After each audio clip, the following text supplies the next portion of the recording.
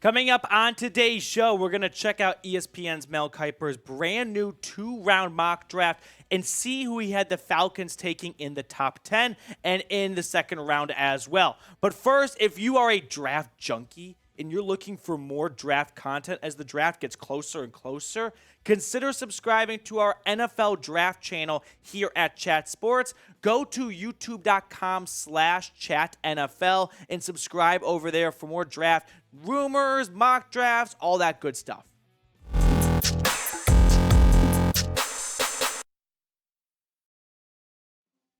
Welcome into Falcons Today by Chat Sports. Matthew Peterson here, checking out Mel Kiper's brand new mock draft like we just talked about. So let's not make you guys wait any longer, right? Let's jump right into it and go by the picks, and I'll give you my analysis on his selections as Terry Fontenot. Now, Mel Kiper's mock draft looked like this. Bryce Young, C.J. Stroud, and then a trade, Anthony Richardson to the Titans, actually, jumping up in a trade with the Cardinals. Then the Colts go Will Levis. So I don't think it's going to go 1, 2, 3, 4 quarterbacks. I think Mel Kiper probably had too much pumpkin pie, but you never know. Moving on, though, Jalen Carter goes to the Seahawks. Will Anderson falling to Detroit feels like the biggest draft steal in recent memory at 6. Then Devin Witherspoon is a Raider at 7.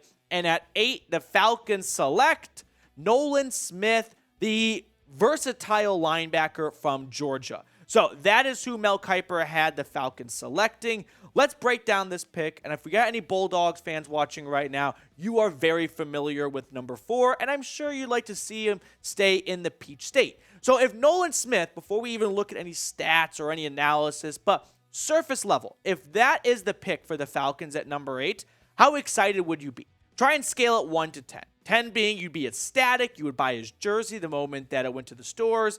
1 being this is the worst possible pick for the Falcons. Now, Mel Kiper said this on drafting Nolan Smith. It's edge rusher or cornerback here, as the Falcons have clear needs at both positions, even after all their signings in free agency. They had just 21 sacks last season, which ranked second to last in the league. While Smith would fit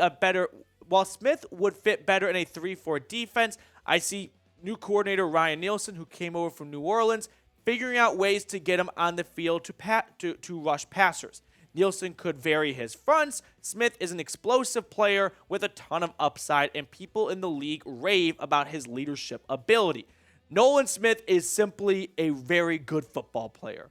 There have been a lot of great defenders who have played under Kirby Smart and UGA the last couple of years, and one name always seems to surface when talking about leaders in the locker room, and that's Nolan Smith. I think he reminds me a little bit shades of Roquan Smith. Not as a true off-ball linebacker because he's got some more pass rushing abilities than Roquan had, but just as a great piece to have right in the middle of your defense and to make sure all pieces are firing at the same time. Now, Nolan Smith is also a freak athlete, which helps a ton. When you look at the RAS, the relative athletic score, you look for green. He's got some green all around right there. So, Nolan Smith, he might not be the most pristine pass rusher, but he is going to be a very good defender on any team. Now, in his career for the Bulldogs, he had his season cut short last season, if you remember, a torn pec, 8 games through the year, but he was a consistent piece for Georgia over those 4 seasons, appearing in pretty much every game that he could outside of injuries. Now, over the last 2 seasons, if we zero in more specifically, you can see in 2021, when he played 12 games, he had 4.5 sacks, 3 forced fumbles, 1 interception. The guy's just a great football player. There's no other way around it. He doesn't have any glaring weaknesses, okay? I think Nolan Smith is a big fan favorite pick rather. But when it comes to top 8, I'll be honest, he's not my guy. I like Nolan Smith. I think it'll be a fun pick for the Falcons, and I'll explain why in just a moment. But first, I got to tell everyone watching about today's sponsor, Fume. So if you are tired of struggling with bad habits, well, cold turkey might be great for sandwiches, but there's a better way to break free from those pesky habits, and it doesn't involve weird voodoo or other bizarre tactics. Introducing our sponsor, Fume. an innovative, award-nominated device that helps you kick bad habits to the curb by focusing on the good parts. Scan the QR code on the screen right now to learn more. Now, Fume is all about embracing the natural. It's not electronic, and instead of vapor, Fume uses flavored air. Best of all, it's free of harmful chemicals and packed with delicious all-natural flavors. The adjustable airflow dial and movable parts and magnetics make it perfect for fidgeting, which can help alleviate stress and anxiety while you break your habit. I personally wasn't all that sure what to expect out of it first, but I know the entire Chat Sports office was pleasantly surprised by the taste, the feel, and the look of Fume. So breaking a habit can be tough, but with Fume, it's easy, enjoyable, and even fun. With over 100,000 customers and countless success stories, there's no reason you can't be next. So start your journey today with a healthier lifestyle with the Journey Pack from Fume. Visit tryfume.com/chatsports and use code CHATSPORTS for 10% off when you visit your website with your first purchase today of the Journey Pack. That's tryfum.com/chatsports and use code CHATSPORTS for 10% off. Don't forget to use the QR code to learn more or to get your first Journey Pack today. The link's also in the comments and the description of today's video. Now, some other draft prospects that I would have preferred at number 8. What about Tyree Wilson? I mean, Tyree Wilson might be one of the more, I don't think underappreciated does it justice because everyone seems to be getting in on him, but we talked about him back in January. Christian Gonzalez, I think, is going to be a stud corner in this league. I would just love Tyree Wilson. Tyree Wilson is the best pass rusher in this draft class after Will Anderson, in my opinion. If you want a guy who's simply going to pressure the quarterback and generate sacks and hits and knockdowns, Tyree Wilson is your man if Will Anderson is off the board, which he very much will likely be when the Falcons are on the clock. So, Tyree Wilson is my choice at number 8. I don't hate Nolan Smith. I just like other options more. Now, moving on to the second round of the mock draft. Speaking of Bulldogs, I don't know if Mel Kiper just thought that no one's allowed to leave the state, but he went with Kelee Ringo. Now, the trade for Jeff Okudah may impact this pick, and in his mock draft, Mel Kiper later on edited it and said, well, the Falcons just traded for Jeff Okudah, so that could change things. In fact, here's what Kiper said exactly. The Falcons made a trade with Detroit for corner Jeff Okudah, the number 3 overall pick in the 2020 draft. I still think Atlanta needs to look at the secondary on day 2, though.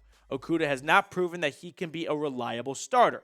Now, I have Jeff Okudah as my CB3, right? I think A.J. Terrell and Casey Hayward, when they're 2 receivers on the field, are still going to be your primary outside corners. Darren Hall in the nickel, but Okudah's going to be the first guy off the bench in this case here, and he's got a lot of runway in front of him, right? Whereas Hayward, older guy, 1 year left on his contract. Okudah could be sort of your pick here to try and replace him for 2024. So what say you? Will the Falcons draft a corner in the first 2 rounds? Does the Jeff Okudah trade dramatically impact Atlanta's draft strategy and alleviates a need, and now they might just double dip at edge rusher or defensive line, or maybe they go wide receiver instead now? Let me know what you think in the comments section. Now, when it comes to Falcons news and rumors, we cover it all here at the channel. When Jeff Okudah got traded, unfortunately, I was not able to hop on camera and get a video. So what do? We pull Tom Downey from the Cowboys Report to get you guys informed. So make sure to subscribe and help us reach our next milestone, 12,000 subscribers. Now, when it comes to Kelee Ringo, because we spent so much time talking about Okudah, let's talk about number 5 for a moment. Ringo looked at times like a potential top 10 pick in 2021 when he was starting as a redshirt freshman for the national champs. He took a step backward last season, however. He was inconsistent in coverage and too often got beat on double moves. He has great frame, 6'2", and is incredibly fast, 4.36 40-yard dash at the combine, but he can't rely on his physical tools to get him by. He needs to clean up his technique. In Atlanta, he could stay local. This means I'm projecting the Falcons to get 2 Georgia guys in the mock and and compete for the number 2 job outside A.J. Terrell. Now, Ringo last season coverage stats, they're not fantastic for a guy you see going in round 2 to round 2 area. Over 50% completion, 552 yards and 1 touchdown. It is interesting that Kiper had the Falcons selecting 2 Georgia Bulldogs. Are they just a AAA team, as producer Rolly calls them, a feeder school, if you will, for the Atlanta Falcons? I like Kelee Ringo. I think he could actually make the move to safety, though, with that kind of size and maybe not the greatest technique, but just great overall, I wouldn't say instincts, but just has a knack for finding himself making good plays more often than not on the field, and you want to find a spot for him. Maybe free safety could be a home for Kelee Ringo. So grade Mel Kiper's mock draft for me. A, B, C, D, or F. Nolan Smith at number 8. Kelee Ringo in the second round. Give me your letter grade down below in the comment section. That's going to do it for us on today's show. As always, thank you so much for tuning in, taking time out of your day to make us a part of your day. We'll sign off and catch up with everyone later.